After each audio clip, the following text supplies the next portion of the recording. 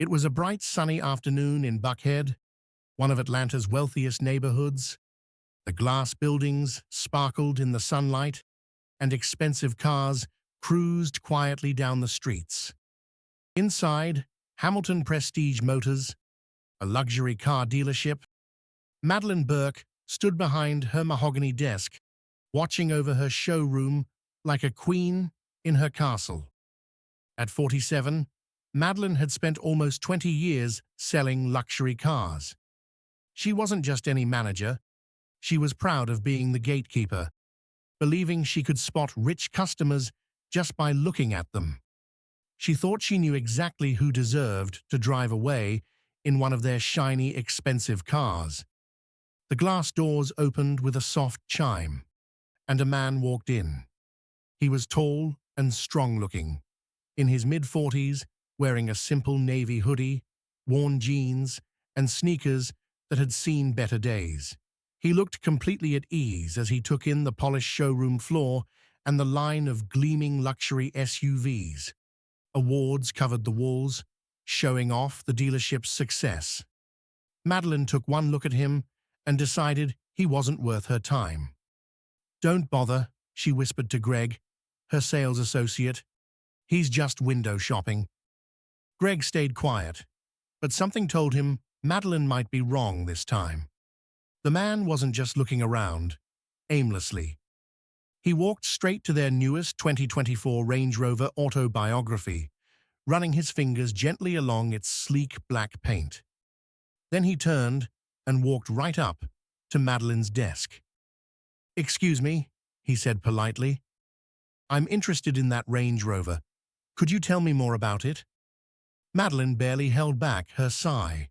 She'd seen this before, people coming in just hoping to sit in fancy cars they couldn't afford.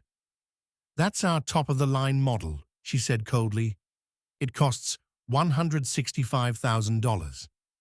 The man nodded calmly. "Sounds exactly like what I'm looking for." Madeline crossed her arms. "Are you familiar with our financing options? A car like this needs either excellent credit or a large down payment." The man kept his cool. "I won't need financing." She let out a fake laugh. "Well, we'll still need to check your credit first. It's our policy." Greg shifted uncomfortably. He knew that wasn't true at all. But the man didn't get upset. He just reached into his pocket and pulled out an expensive-looking card holder. "I'd like to test drive it," he said simply. Madeline's face hardened. "We don't let people test drive our most expensive cars without proving they can afford them." The man's lips curved slightly, like he knew something she didn't. "I understand." Greg had watched Madeline turn away customers before, when she thought they weren't rich enough. But this man was different. He wasn't getting angry or defensive. He was just watching everything, taking it all in. "I'm sorry," Madeline said with a smile that didn't reach her eyes.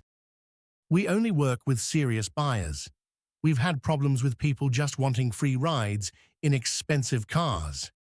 The man raised an eyebrow. "Free rides?" "Nothing personal," she added, though everyone could tell she didn't mean it. Greg saw something flash across the man's face for just a second. Not anger, but something cooler and sharper. Then it vanished.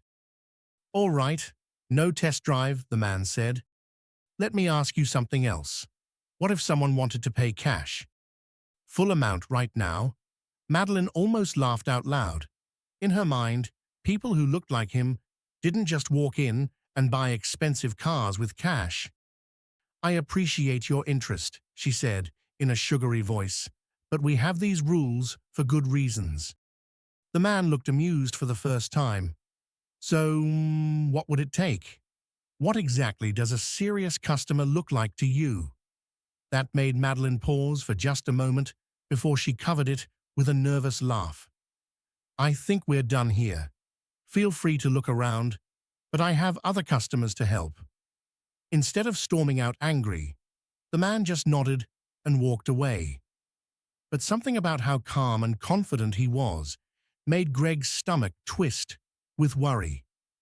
The man didn't leave the showroom. Instead, he looked at their other cars, especially a Mercedes G-Class. When Jared, a younger salesman, tried to help him, Madeline quickly stepped in to stop it. "You really keep your employees under tight control," the man commented. Madeline stood her ground. "We serve a very specific type of customer here." The man shook his head and smiled. "You know what's interesting?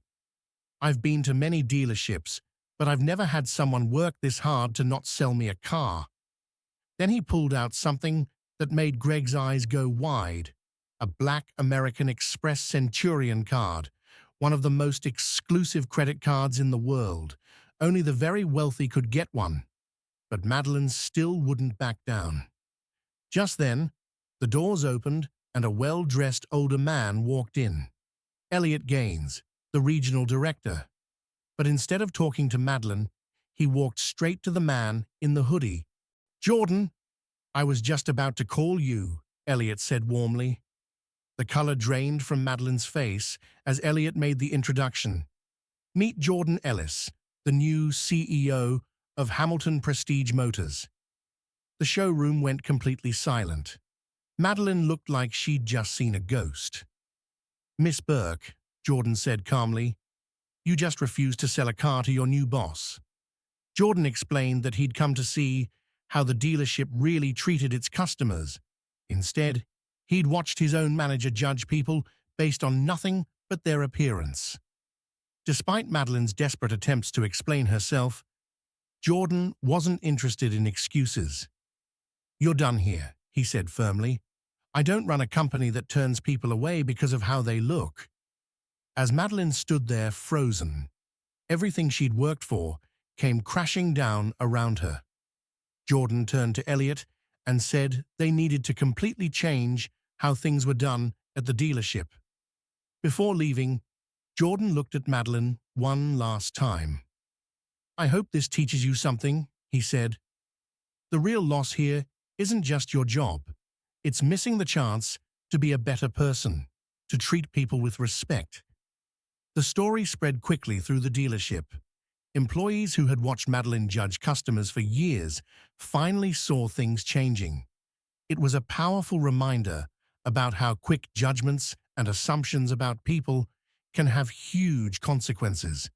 Madeline had spent years thinking she could tell who belonged in her showroom just by looking at them. But in the end, her assumptions and prejudices cost her everything she'd worked for. It's a lesson about looking past appearances and treating everyone with respect. Sometimes the smallest decisions, like judging someone by their clothes, can change everything in ways we never expect.